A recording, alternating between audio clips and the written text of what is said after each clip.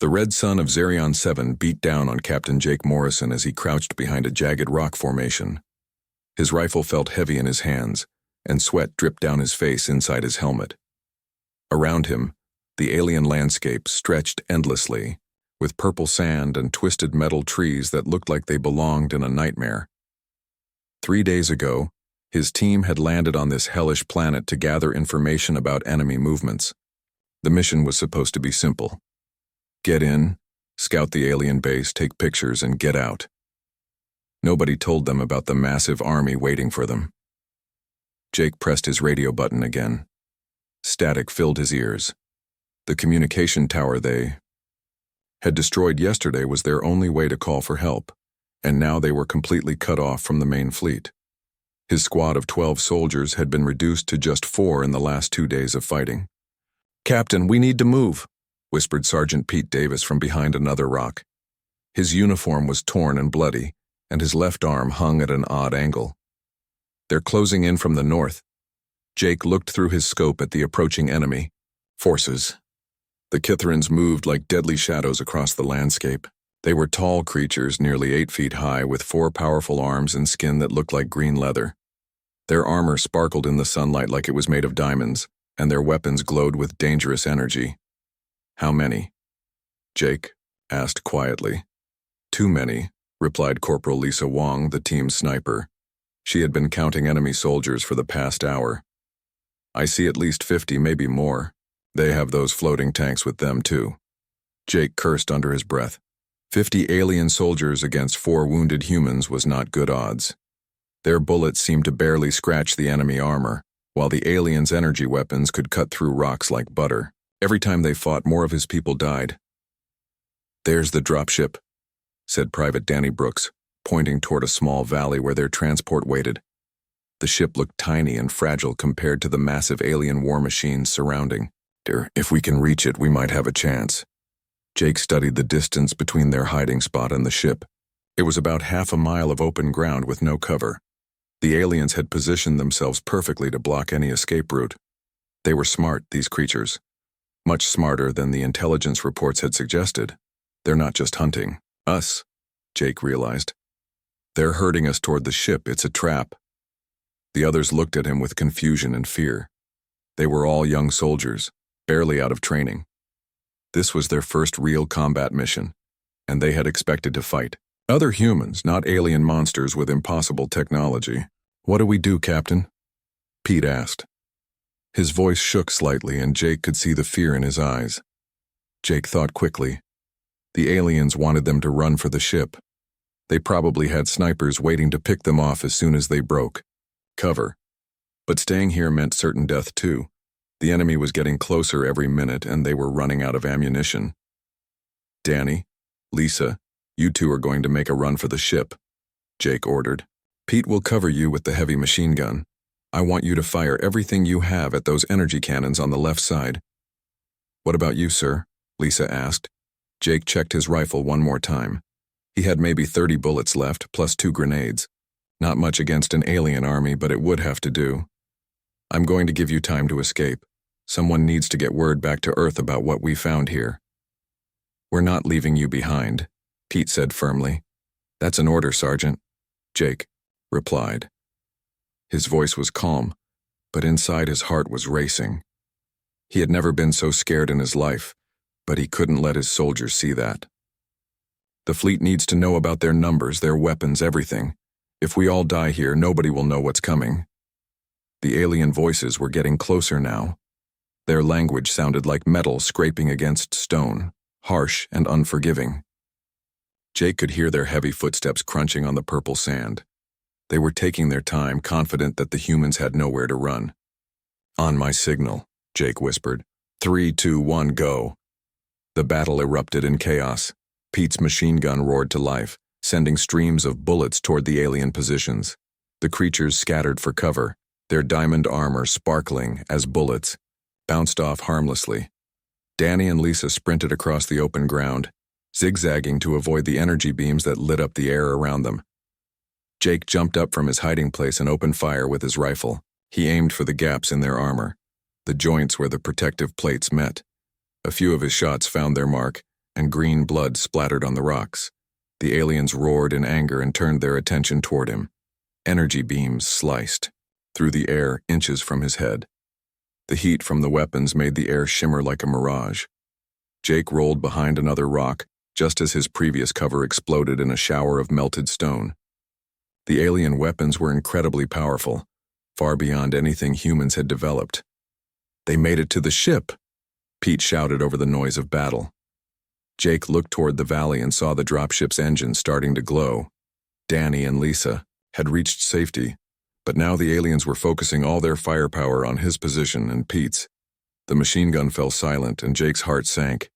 "Pete," he called out, but there was no answer. Jake was alone now, facing an entire alien army with just a handful of bullets and 2 grenades. The logical part of his mind told him to surrender, but everything he had learned about the Kitherans suggested they didn't take prisoners. They conquered planets by wiping out every living thing that opposed them. The dropship lifted off in the distance, carrying the survivors to safety. Jake smiled grimly. At least he had accomplished something. The information about the alien army would reach Earth, and maybe humanity would be better prepared for what was coming. Energy beams surrounded his position, turning the rocks around him into molten slag. The heat was becoming unbearable, and he could smell his uniform starting to smoke. This was it. This was where Captain Jake Morrison would make his last stand. He pulled the pins from both grenades and prepared to charge the enemy positions. If he was going to die, he would take as many of them with him as possible. But before he could move, something hit him from behind. Pain exploded through his body, and everything went black. When Jake woke up, he was lying on a cold metal floor, with his hands bound behind his back. Alien voices spoke around him in their grinding language, and he could hear laughter.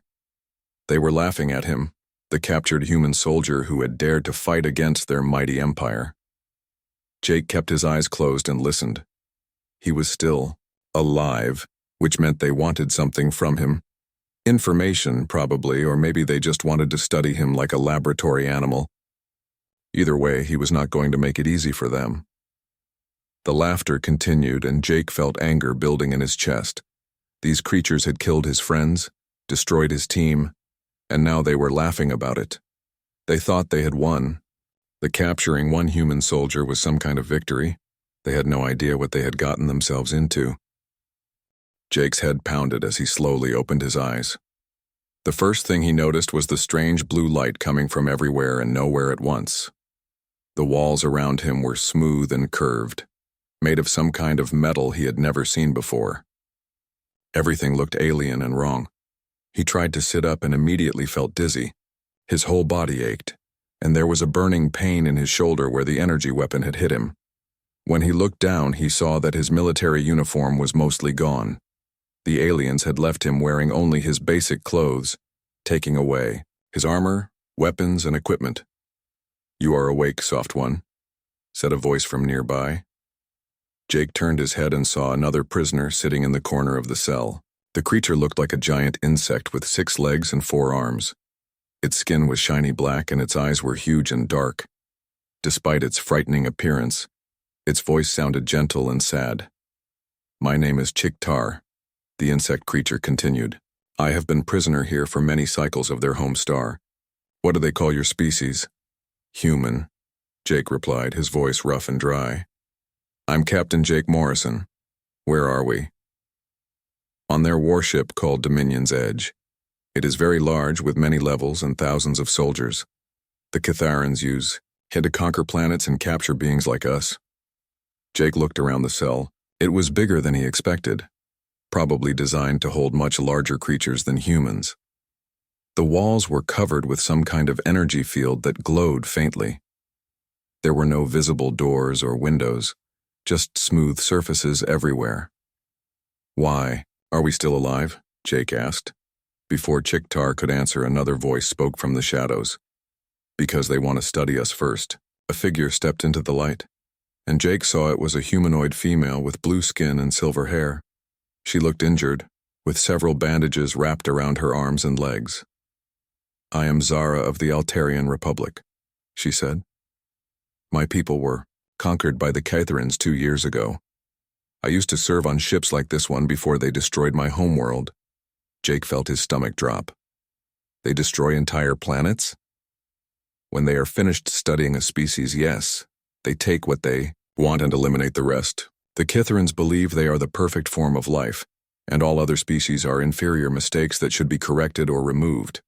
Chiktar made a clicking sound that might have been laughter, but it sounded bitter. They think we are all stupid animals. They do not understand that different does not mean lesser. Jake stood up slowly, testing his balance. The artificial gravity felt slightly different from Earth normal, making him feel lighter but also unsteady. He walked to the energy barrier and examined it carefully. When he reached out to touch it, a small shock ran through his fingers. Do not try to break it, Zara warned. Many have tried. The energy field will increase its power if it detects an escape attempt. I have seen prisoners burned to death trying to force their way through. How long have you been here? Jake asked. 6 months. They captured me during the battle for Altair Prime. I was the navigation officer on our flagship, so they thought I might have useful information about our defense systems. Her voice became quiet. They were right. Jake could hear the guilt in her voice. He had been through enough interrogations during his military training to know how difficult it was to resist when experts applied the right pressure. Nobody could hold out forever. What do they want from me? He asked. Information about human, military capabilities, fleet positions, planetary defenses, but also, Zara paused. They are curious about your species. The Kitharans have been watching human space for some time, but they have never captured a human soldier before. Footsteps echoed in the corridor outside their cell. Jake and the others quickly moved away from the energy barrier as several Kitharan guards approached. Up close, the aliens were even more intimidating than they had been on the battlefield. Their forearms moved independently, and their eyes were cold and calculating. Behind the guards walked a Kitharan wearing different armor. This one was slightly smaller than the soldiers, but its movements were more precise and controlled. It studied Jake with obvious interest, like a scientist examining a new specimen. So, this is the human warrior, it said in heavily accented English. I am Dr. Sekmoth, chief researcher on this vessel. You killed 3 of our soldiers before we captured you. Jake said nothing. He had learned long ago that giving information to enemies, even basic confirmations, was always a mistake. Dr. Sekmoth circled the cell, always staying safely behind the energy barrier. Interesting. Your species appears to be remarkably weak, compared to other spacefaring races. No natural armor, no enhanced strength, no specialized combat adaptations. Yet somehow you managed to wound several of our warriors. Lucky shots, one of the guards said with a harsh laugh. Primitive projectile, weapons against superior beings. The human got fortunate, nothing more. Dr. Sekmoth made notes on a device that looked like a glowing tablet. Your skeletal structure is fragile, your muscle density is low, and your reflexes are slow. By all measurements, humans should have been eliminated by natural selection long ago. How did such a weak species develop space travel? Jake remained silent, but inside he was paying attention to every word. The aliens were making assumptions about humanity based on limited information.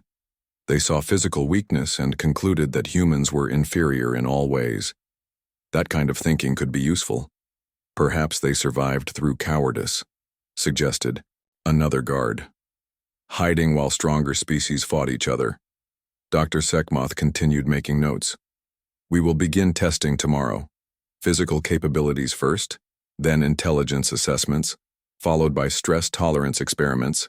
I want to understand how this species has managed to spread across multiple star systems despite their obvious limitations. The guards laughed again as they walked away, their voices echoing down the corridor. Jake heard one of them say something about soft little creatures in their own language, followed by more laughter. When they were gone, Jake sat down next to Zara and Chiktar. His mind was already working, processing everything he had seen and heard.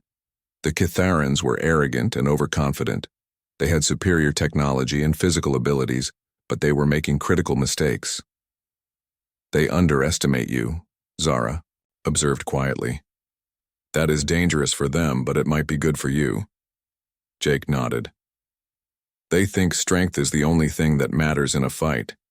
They don't understand that humans got to space not because we were the strongest or fastest, but because we were the most stubborn. Chiktar's large eyes reflected the cell's blue light. What do you mean human, Jake? I mean they're about to learn that the most dangerous thing in the universe isn't the biggest predator or the most advanced weapon. Jake looked around the cell, already noticing details that his captors had missed. It's a species that refuses to give up no matter how impossible the odds look. Over the next several hours, Jake listened carefully to everything Zara told him about the ship's layout and systems. She had been forced to help with navigation during several battles, so she knew more about Catharan technology than most prisoners. Chiktar shared information about guard rotations and prisoner schedules that he had observed during his long captivity. The aliens thought they had captured a weak, primitive soldier who would break easily under questioning. They had no idea that they had just given a human reconnaissance specialist exactly what he needed most: time to plan and gather intelligence. Jake Morrison was no longer just a prisoner. He was now a soldier behind enemy lines, and the mission had just begun. Jake woke up to the sound of screaming from somewhere deep in the ship. He sat up quickly, his heart racing as the terrible sounds echoed through the metal corridors. Beside him, Chiktar was clicking nervously, and Zara had gone completely still. "What is that?" Jake whispered. "The testing chambers," Zara replied, her voice flat and emotionless. "Dr. Sekmoth is conducting his experiments on the new prisoners they brought in yesterday." The screaming continued for several more minutes before finally stopping. The silence that followed was somehow worse than the noise had been. Jake felt sick to his stomach as he realized what that silence meant. "They killed them," he said. "The Ketherans call it scientific research." Chiktar clicked sadly. "They want to understand how much pain different species can survive before they die. They also test how long we can live without food, water, or air." Jake clenched his fists. On the battlefield, death came quickly. This was something else entirely. This was torture, disguised as science, and it made him angrier than he had ever been in his life. 2 hours later, guards came for him. They used energy restraints that wrapped around his wrists like glowing rope. The bonds were loose enough that they didn't hurt, but Jake could feel the power humming through them. If he tried to break free, the energy would probably cook him alive. They led him through corridors that seemed to go on forever. The ship was massive, easily the size of a small city. Jake memorized every turn, every door, every detail he could see. His military training had taught him to always gather intelligence, even when being taken to what might be his death. The testing chamber was a large white room with strange machines along the walls. Dr. Sekmoth stood in the center, surrounded by floating screens showing data that Jake couldn't read. Several other Kitharan scientists watched from behind a protective barrier. "Ah, the human specimen," Dr. Sekmoth said. "Today we will measure your physical capabilities and intelligence level. Please step onto the platform." Jake looked at the raised circle in the floor. It was covered with glowing symbols and connected to dozens of wires that led to the wall machines. He didn't move. "Step onto the platform," Dr. Sekmoth repeated, "or we will force you." One of the guards raised his energy weapon. Jake had seen what those weapons could do to rock and metal. He stepped onto the platform. Immediately, lights began flashing all around him. The machines made humming and beeping sounds as they scanned his body. Jake stood perfectly still, but his mind was racing. He watched every screen, studied every piece of equipment, and listened to every word the scientists said to each other. "Muscle density is extremely low," one scientist reported. "Bone structure is fragile. Cardiovascular system appears adequate but not exceptional." Dr. Sekmoth nodded. "As expected. Now let us test reflexes and problem-solving abilities." They made Jake perform various tasks. He had to catch balls thrown at different speeds, solve simple puzzles, and answer questions about human technology. Jake deliberately performed poorly on some tests while doing well on others. He wanted them to see him as smart enough to be useful, but not smart enough to be dangerous. "Interesting," Dr. Sekmoth said, studying the results. "The human shows average intelligence but remarkable adaptability. Notice how quickly he adjusted his strategies when the first approach failed. Jake pretended not to understand the significance of that observation, but internally he smiled. The doctor was seeing exactly what Jake wanted him to see. However, Dr. Sekhmoth continued, overall the species appears to be exactly what we expected. Physically weak, intellectually limited, and emotionally unstable. I cannot understand how they developed space travel. Perhaps they stole the technology from other species, suggested one of the other scientists. The group laughed at this idea. They returned Jake to his cell, where he found Zara and Chiktar waiting anxiously for him. Both looked relieved when they saw he was unharmed. What did they do to you? Zara asked. Just tests. They think humans are weak and stupid. Jake sat down and began quietly explaining what he had seen in the testing chamber. He described the layout, the equipment, and most importantly, the security measures. Over the next 2 days, Jake continued to observe and learn.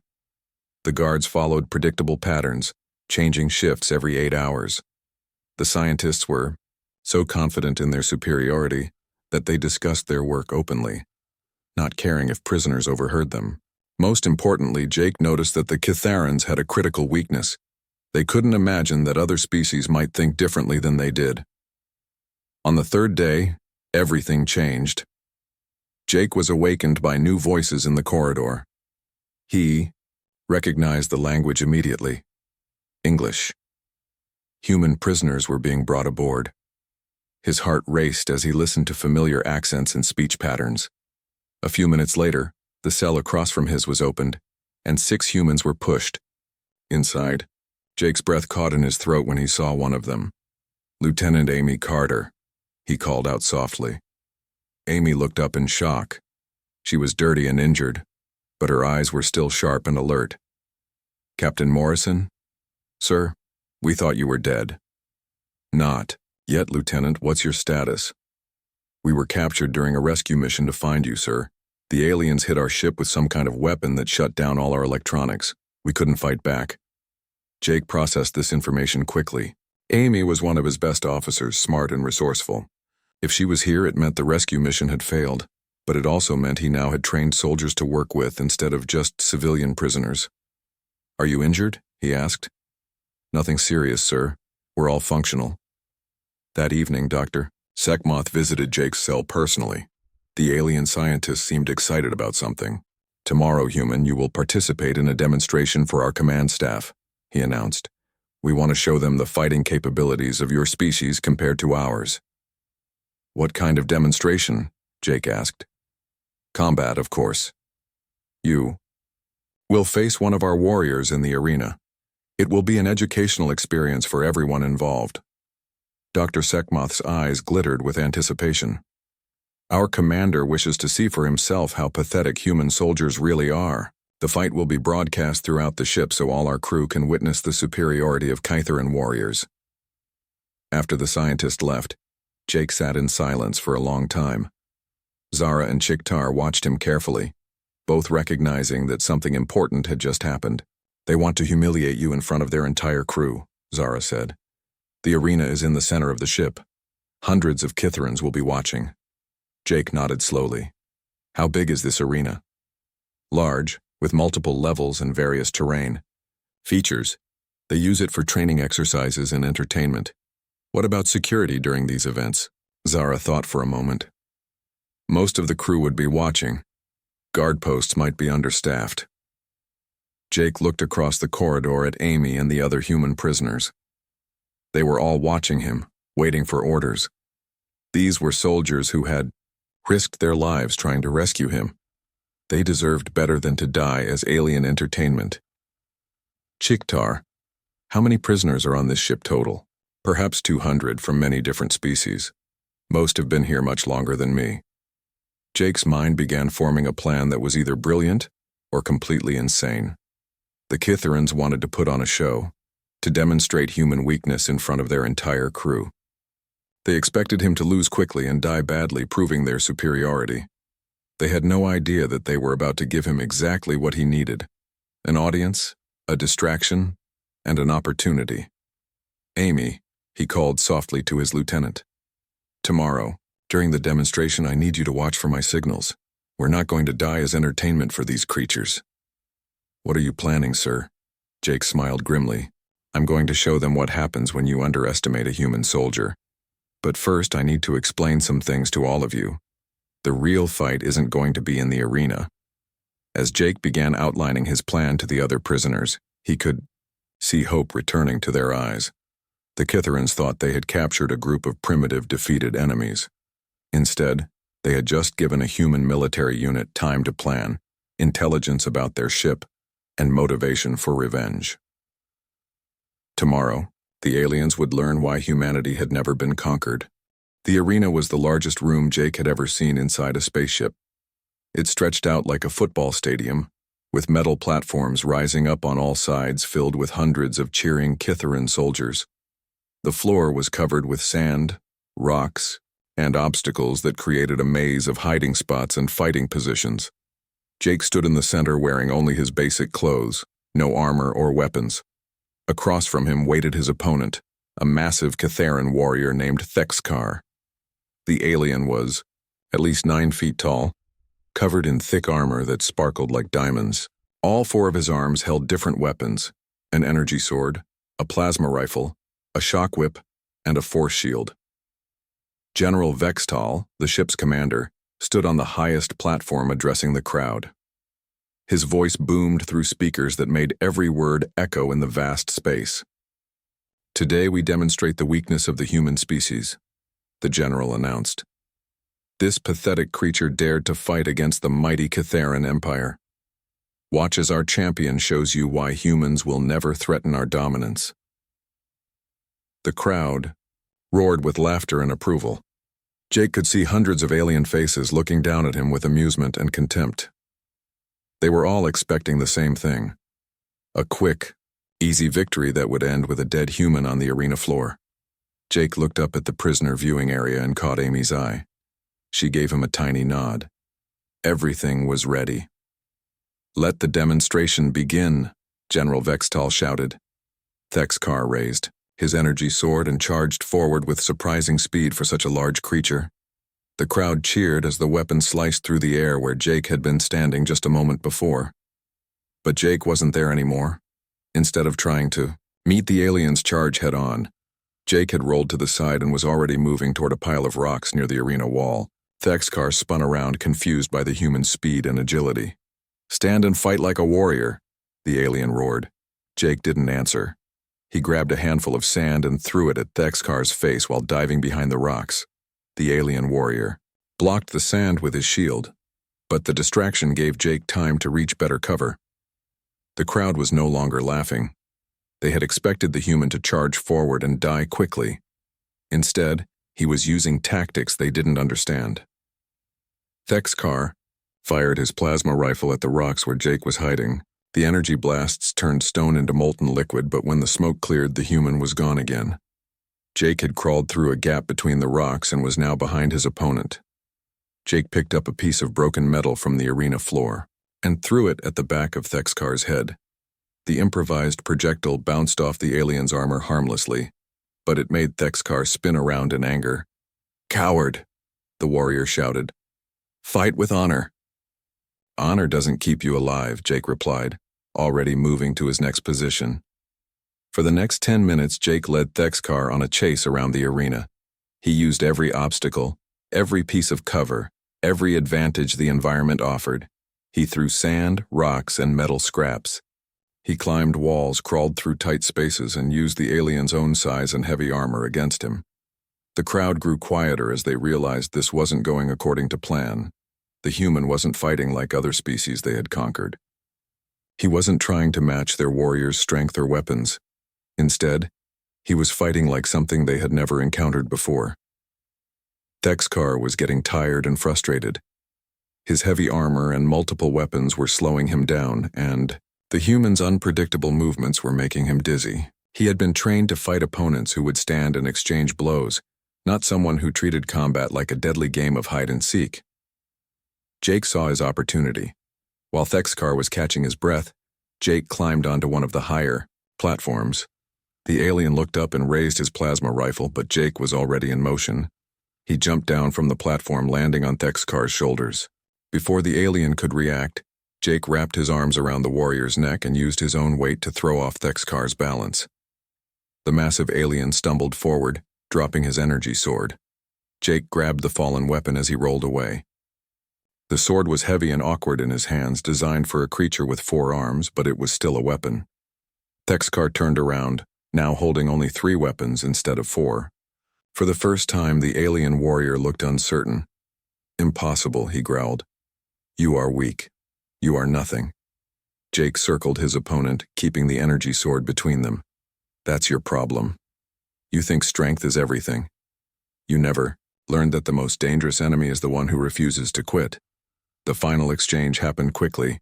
Thexkar charged forward with his shock whip crackling with electricity. Jake waited until the last second, then dropped to the ground and swept the alien's legs with the energy sword.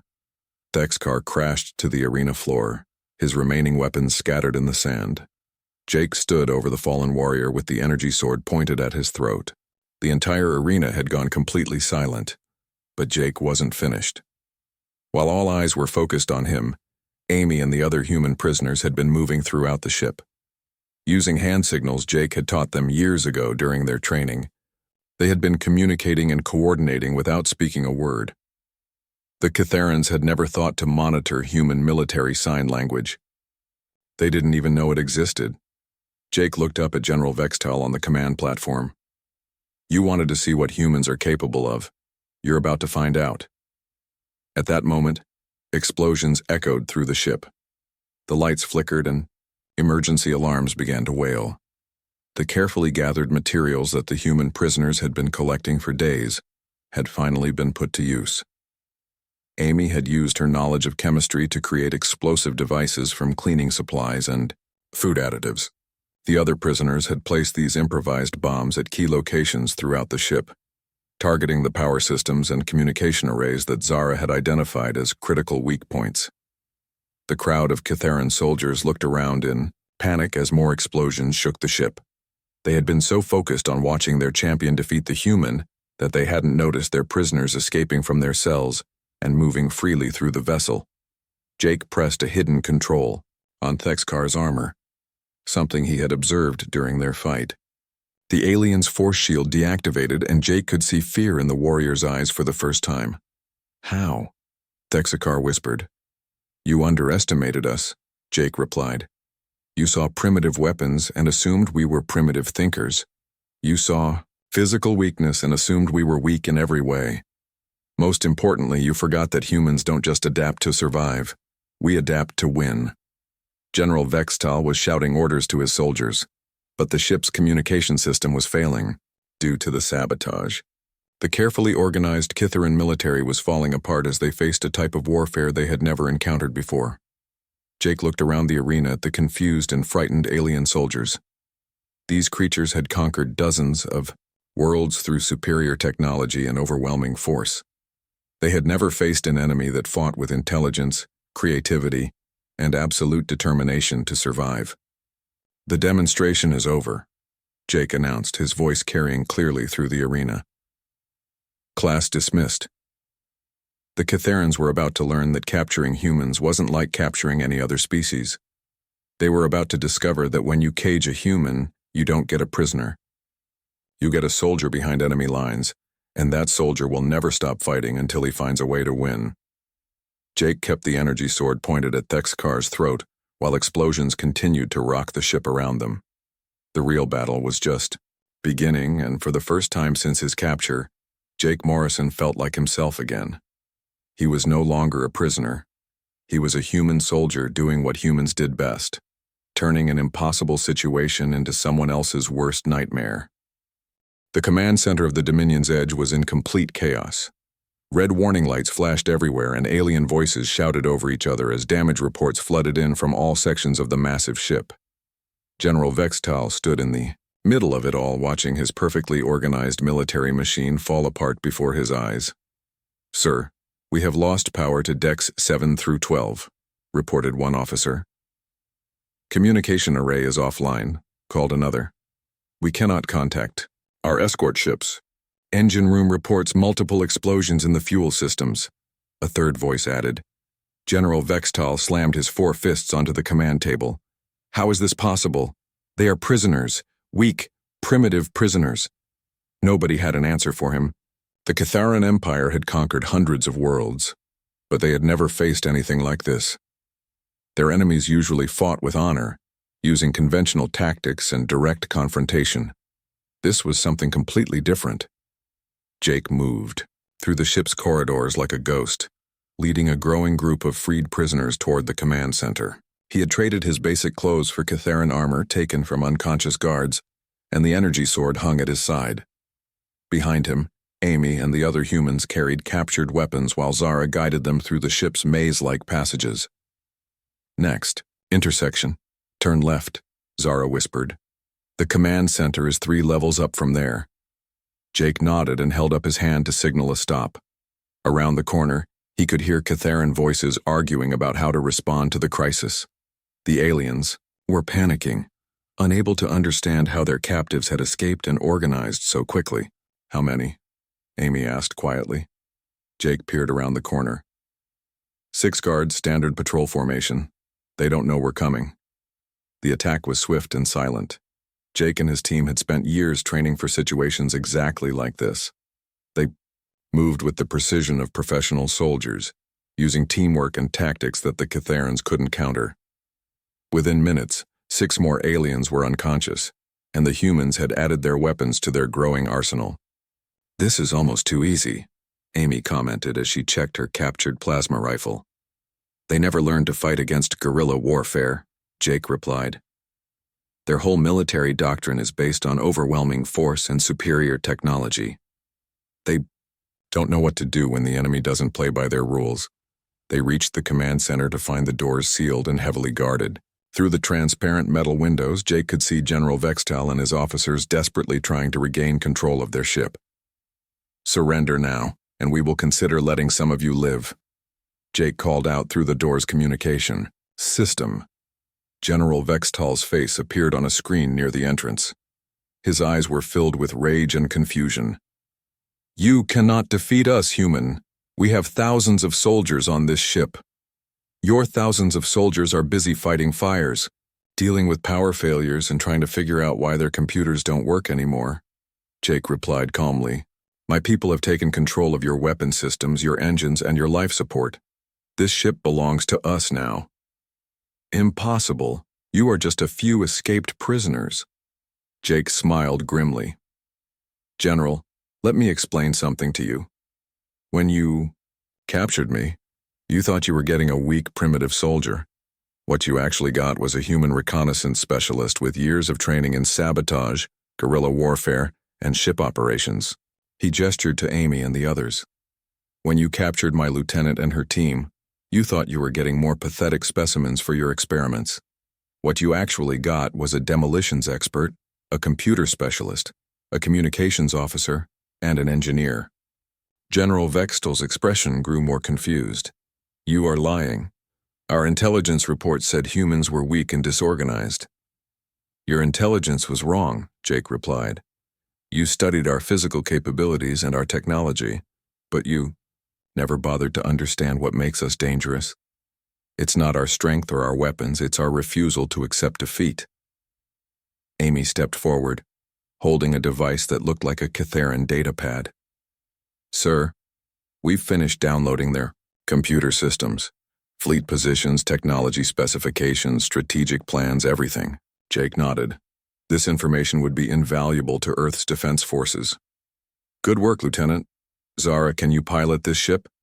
The blue-skinned Altarian woman smiled for the first time since Jake had met her. It would be my pleasure, Captain. General. Vextal was staring at them in disbelief.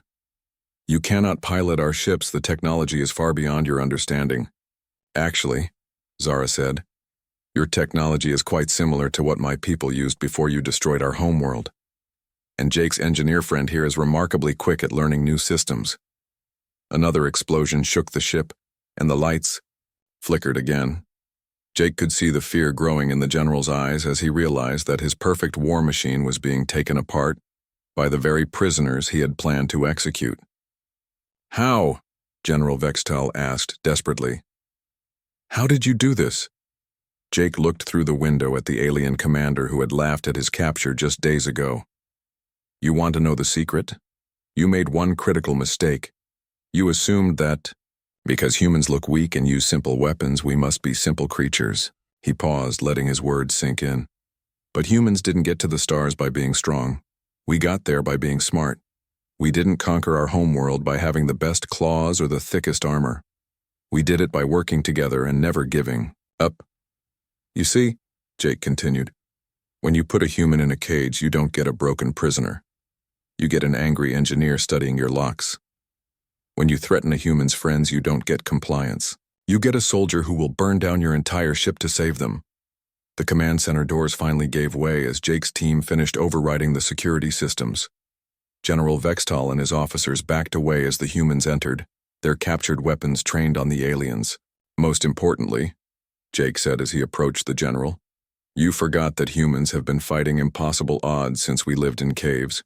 We've been surrounded, outnumbered, and outgunned so many times that it's basically our natural state." "General." Vextal raised his hands in surrender, his forearms shaking with fear and rage. "What do you want?" "First, you're going to send a message to all Catharan forces in human space," Jake ordered. "Tell them that the invasion is over and they need to withdraw immediately. They will never believe such a message from a prisoner."